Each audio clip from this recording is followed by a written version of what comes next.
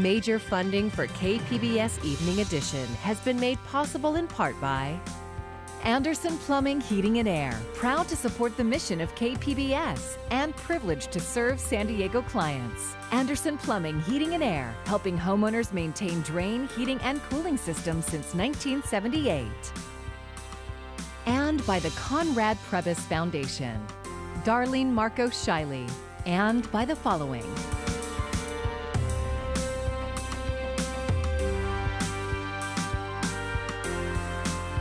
And by viewers like you. Thank you.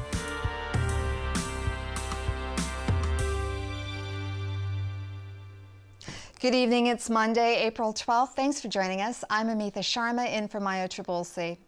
Today felt like the first day of school all over again for students, teachers, and parents across the county. Campuses in the San Diego Unified School District and 3 South Bay districts reopened for part-time in-person learning. KPBS education reporter Joe Hong begins our coverage. For the first time in over a year, Kate Chasen is leaving her house and heading to school. I'm feeling good. Now that I'm in my clothes, I have my bag, I have my travel mug of coffee, I'm ready to go and just be at school. Kate is a 17-year-old junior at Canyon Hills High, formerly known as Serra High School in Tierra Santa. She's one of the approximately 50,000 students in the San Diego Unified School District who are at school Monday for part-time in-person learning. It kind of feels like the first day of school. It feels like I'm in September, but it's April, which is a little weird, but I'm ready to go back. But that doesn't mean things are back to normal. The district has strict health and safety measures in place, and students won't yet be able to hug their friends or teachers who they haven't seen since the pandemic first shut down schools in March 2020. Chasen said she expects to feel very isolated on her first day back. And very lonely, but also very short. The school day shortened, so I'm looking forward to that. I know it's going to be a little bit off just because it's not totally normal, but I'm looking forward to having somewhat of a normal school day. Meanwhile, City and San Diego Unified officials were at Encanto Elementary School Monday morning to celebrate the reopening of campuses. Superintendent Cindy Martin today thanked both teachers and the staff working behind the scenes to ensure schools are safe. And you see with me, district staff, whether it's food services, landscaping services, custodial services, getting teachers prepared for online learning through professional development, doubling down on our commitment to equity and making sure our teachers are prepared to teach our students and give them what they need, when they need it, in the way that they need it, when everything around them has changed. At about 3/4 of the district schools, students will be on campus for 4 days a week for 3 hours of in-person instruction. For Kate, that's enough to feel hopeful about a return to normalcy. I'm so excited. I'm excited schools are reopening. It's about time. It's April. I'm ready. Let's go. Joe Hong, KPBS News. The Sweetwater Union High School District, San Ysidro School District, and Chula Vista Elementary School District also reopened for in-person learning. KPBS reporter Alexandra Ronhell shows us this special welcome back for some elementary students. An emotional morning for students and staff at LAUDERBACH Elementary School, as it's been over a year since students last stepped foot on campus. This day means absolutely everything. This is the happiest place on earth. A special moment indeed for J.CALVIN LAUDERBACH Elementary School principal Melody Belcher, who never imagined her 4th year as school principal would be remote. The past year has brought many struggles. We've lost in some of our families here at LAUDERBACH have passed to COVID. We have had illnesses, we've had families have to move. This is why it was important for Belcher to personally welcome back each student as they arrived on campus for in-person instruction, as she knows some parents are nervous for the big day. We've had them at home with us where we've been safe, where we knew where they were. Deborah Arboleda, a mom of 2 LAUDERBACH Cougars, says she's putting her trust in school officials to keep her kids safe. Arboleda's children will be attending a morning cohort which consists of in-person instruction for 3 hours, 4 times a week. However, some parents say they're sticking to distance learning as they've seen their children adapt well to the module. She just joined the band this year, so she just learned her first instrument virtually. She's never played before. Chantel Johnson's daughter is part of the school's orchestra. Although her daughter will be learning from home, she accompanied her peers as they had their first musical performance Monday morning. Johnson says distance learning is the best option for her family at this time. It was hard because my kids really want to be back in class, and that's their preferred learning style. Chula Vista Elementary School District Assistant Superintendent Matthew Tessier says about 57% of the district students are returning to school out of the 30,000 students they serve. He says he understands some parents may feel safer at home, but projects the district will start seeing more students back in school as vaccine availability increases in Chula Vista. We were a higher rate of infection many months ago. However, those rates have really plummeted. Tessier says all staff at their district had the opportunity to get the vaccine. He hopes the extra layer of protection on top of the safety measures each school is taking will help keep their community on the right path. Alexandra Rangel, KPBS News. COVID-19 vaccine availability is still inconsistent throughout San Diego County. While smaller clinics are providing vaccines, KPBS reporter Melissa May tells us one superstation is closing again because of short supply. On Sunday, the county tweeted out that there would be 2 opportunities to get the vaccine without an appointment early this week. At the Borderview YMCA Monday and Tuesday, and also at the Mountain View Educational Cultural Complex on Tuesday. Plenty of people were lined up at the YMCA site on Monday morning. Chula Vista resident John McNulty said he'd had a challenging time getting a vaccine. I've been going to places like CVS. They said I was all set up, and then I went back to check with them. They said I'm not qualified. So I don't know. There seems to be mix up in paperwork. There's a lot of confusion. National City resident Mike Cachocho thought these clinics could help another part of the San Diego community get the vaccine. A large percentage of the community that's still technologically challenged. You know, I know of several people that aren't able to navigate a website like I was able to. So yeah, I think this is a fantastic opportunity for them. Although these sites do not require an appointment, they are first come, first served, and both clinics do have zip code restrictions. Proof of residency or business address are required. In the meantime, vaccination deliveries still remain low for Scripps Health, which runs the Del Mar Fairgrounds Vaccination Superstation. It will be closed on Wednesday, April 14th, and April 16th, 17th, and 18th. The county says about 43% of San Diegans have received at least 1 dose of the 2-dose vaccines, and about 25% are fully vaccinated. Melissa May, KPBS News. A reminder, on Thursday, vaccine appointments will be open to everyone ages 16 and up. We have more information about how and where to get your shot at kpbs.org. Just go to our homepage and then click on the Vaccines tab. Prosecutors in the Derek Chauvin trial kicked off the 3rd week of testimony, with another medical expert and George Floyd's brother taking the stand. This comes as tensions are high in Minneapolis after a police officer shot and killed a 20-year-old black man just yesterday. Police say the officer meant to draw his taser, not his gun. Now, for a second night, protesters are gathering. Camilla Bernal has the latest. That's my oldest brother, George. Yeah. Week 3 of testimony in the Derek Chauvin murder trial underway, with the prosecution beginning to wrap up its case against a former Minneapolis police officer. Cardiologist Dr. Jonathan Rich laying out his opinion on Floyd's death. I believe that Mr. George Floyd's death was absolutely preventable. Dr. Rich also testifying that he does not believe Floyd died from a drug overdose. The defense pushing back. There's lots of things that can make the heart work harder and faster, right? Sure. I mean, methamphetamine being one of them. Yes. Meanwhile, tensions remain high in the area after a black man was fatally shot by a police officer on Sunday. Police say they were trying to take 20-year-old Dante Wright into custody during a traffic stop after learning he had outstanding warrants. He got back into his vehicle, at which point police shot him. This appears to me, from what I viewed and the officer's reaction and distress immediately after, that this was an accidental discharge. We will do all that is within our power to make sure that justice is done for Dante Wright. The defense attorney for Chauvin arguing after Sunday's shooting that the jury should now be sequestered. The judge declined that request. Camila Bernal, KPBS News. San Diego Mayor Todd Gloria has announced a series of reforms to address disparities in policing.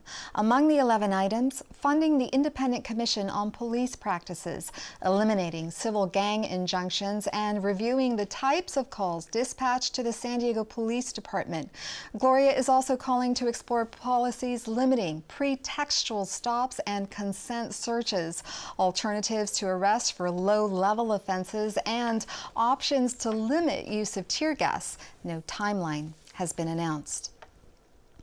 A large homeless encampment was scheduled to be cleared out by Oceanside Police this week. KPBS North County reporter Tanya Thorne tells us those plans have changed as the city tries to place the people in motels. I call it my little eviction notice.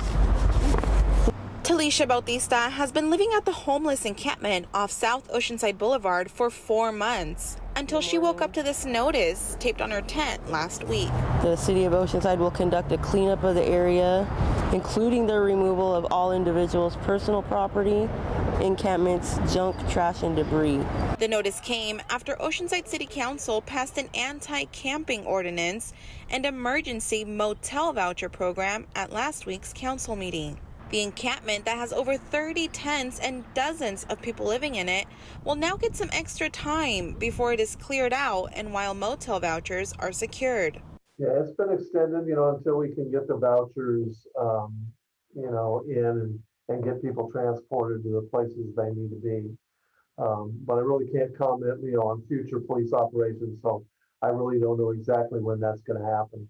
Tom Bussey is the public information officer for Oceanside Police Department. He says the city is working to get the people living at the encampment motel vouchers and supportive services. But Bautista said she last heard there were only 30 motel vouchers available.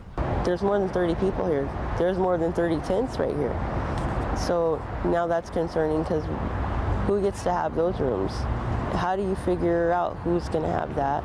Although the vouchers offer a temporary shelter, the encampment highlights the need for permanent homeless shelters in North County. I do know that the city is looking for a place, or maybe they have a place already, to house some homeless people temporarily. In the meantime, Bussey would not comment on how many vouchers will be provided or when the encampment will be cleared out. In Oceanside, Tanya Thorne, KPBS News. The latest addition to downtown San Diego's skyline hits a big milestone. Father Joe's Villages is celebrating the topping off of its latest development. St. Teresa of Calcutta Village will open next year. The banner unfurled today sums up the vision behind this project. Hope lives here. More than 400 new housing units will help get people off the street. Through building this community of hope, we declare boldly that no man, no woman, veteran, senior, or family should have to sleep on the street. Today is also a bit of a celebration for Father Joe's Villages. It's the 80th birthday for Father Joe Carroll, who retired from leading the organization back in 2011. San Diego City Council meetings are likely to be back in person in the coming months as pandemic restrictions ease.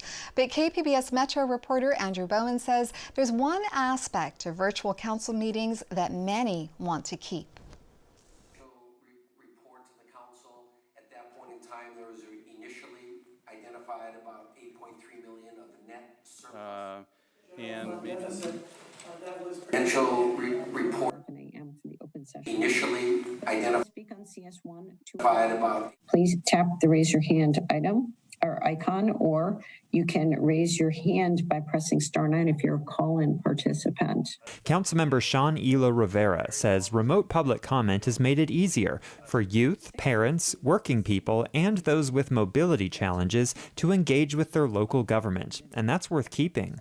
We often use the phrase of breaking down the walls of City Hall to make government more accessible to the community. And when we say that, we mean, making it accessible so that someone feels like they can just show up and be a part of the decisions that are being made that will impact them. Former council member and open government advocate Donna Fry agrees remote public comment should stay. But she's also looking forward to the time when people can be in the same room as their elected officials again. There is value in being able to provide testimony in person and see what the city council members are doing the whole time at the meeting, because you can't really see that on the Zoom. Council President Jen Campbell told KPBS she's interested in exploring options for remote testimony post-pandemic. Andrew Bowen, KPBS News.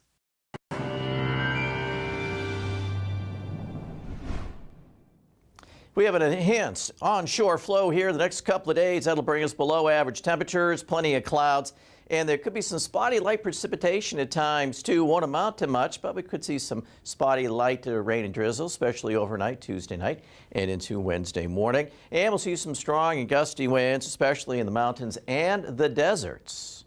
And if you're looking for warmer weather, probably have to wait until the end of the week. Overnight tonight, plenty of clouds around, mid-50s, Oceanside, San Diego 59. Ramona dips down to 48, and we'll be down to 48 in Mount Laguna.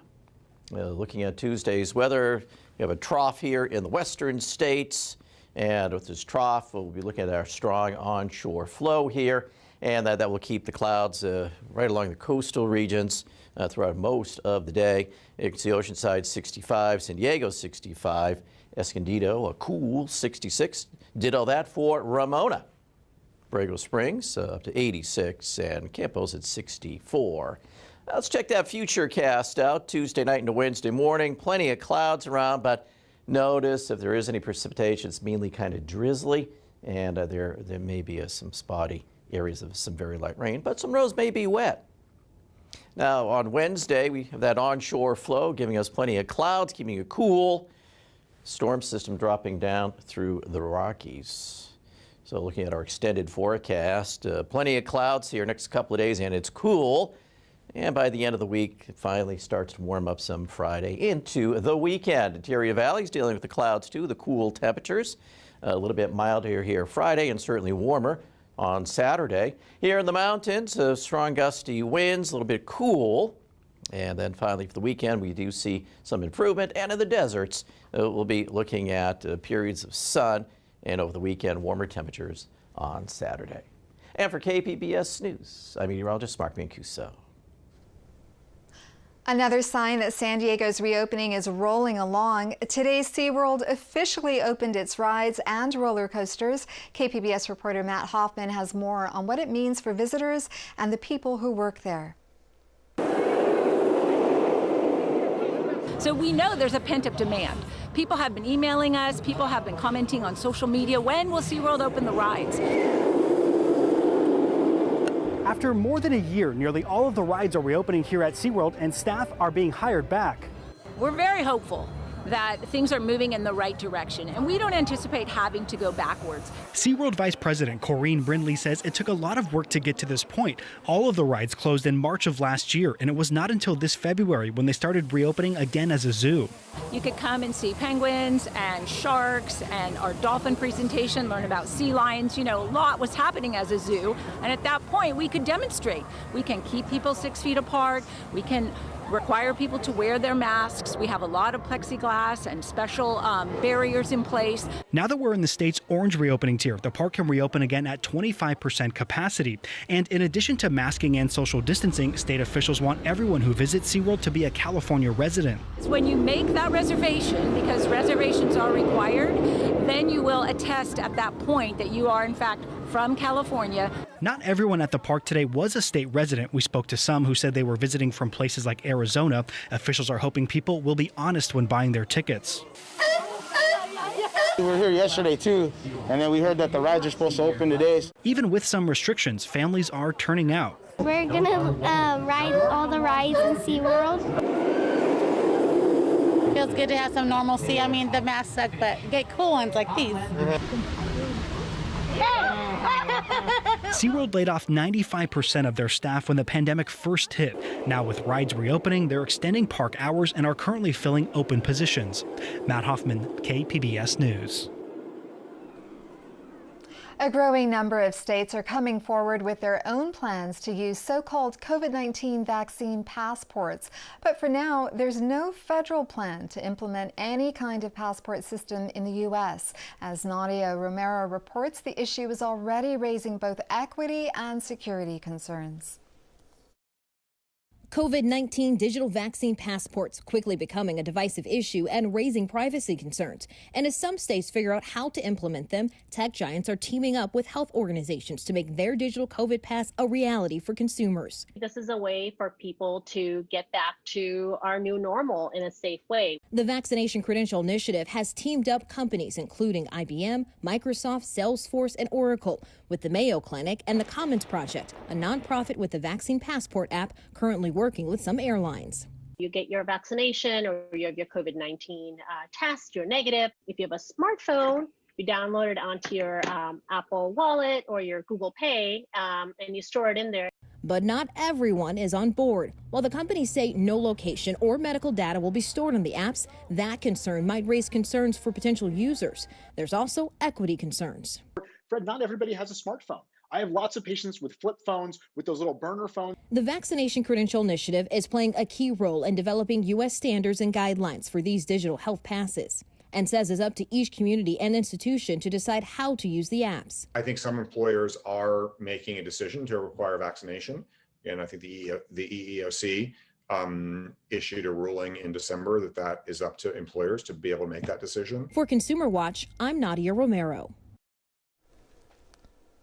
Orange County announced it will launch a pilot program to test digital vaccine passports, but hasn't released any details.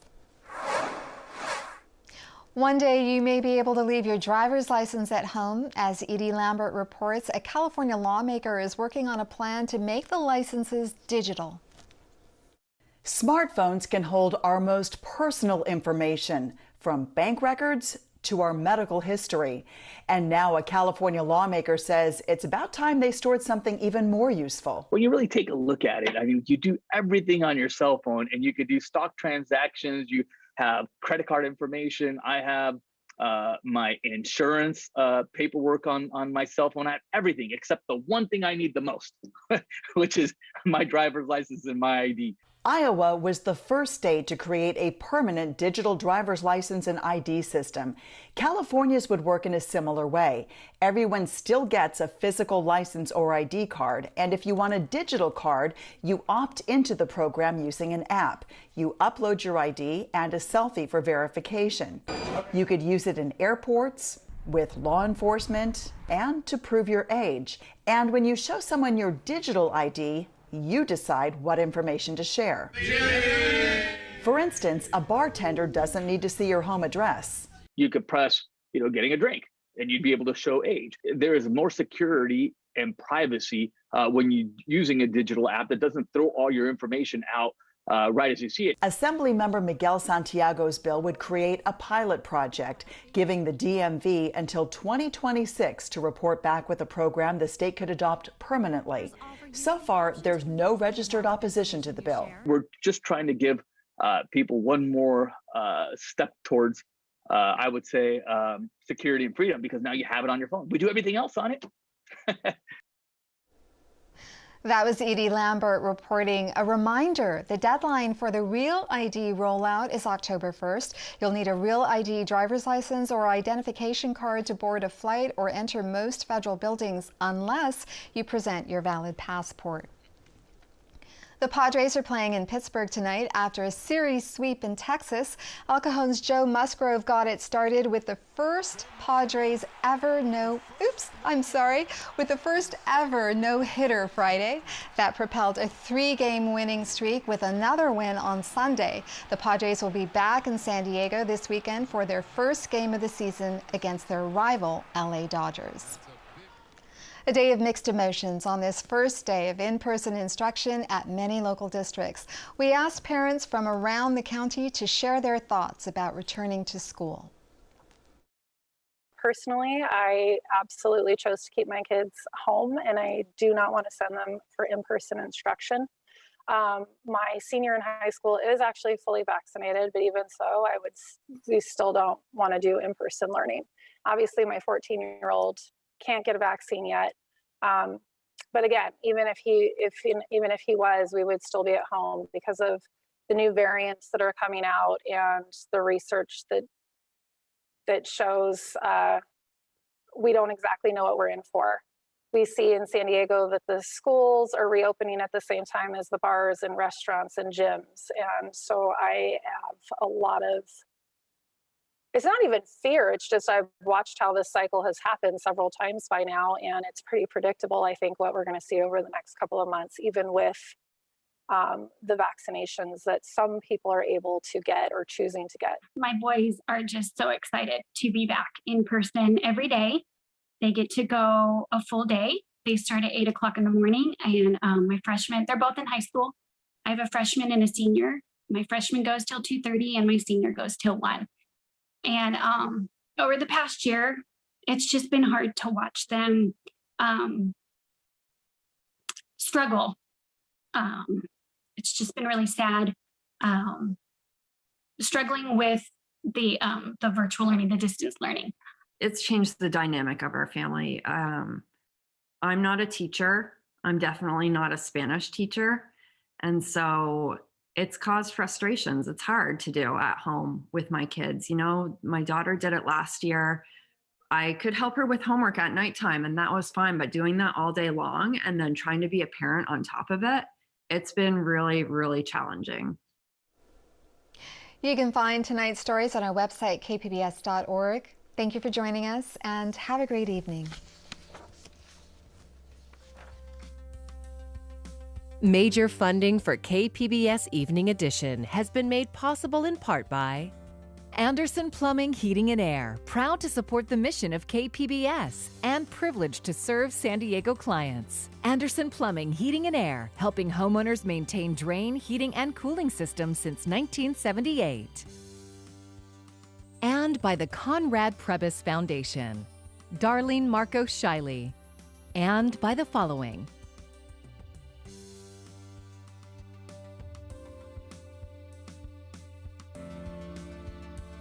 and by viewers like you. Thank you.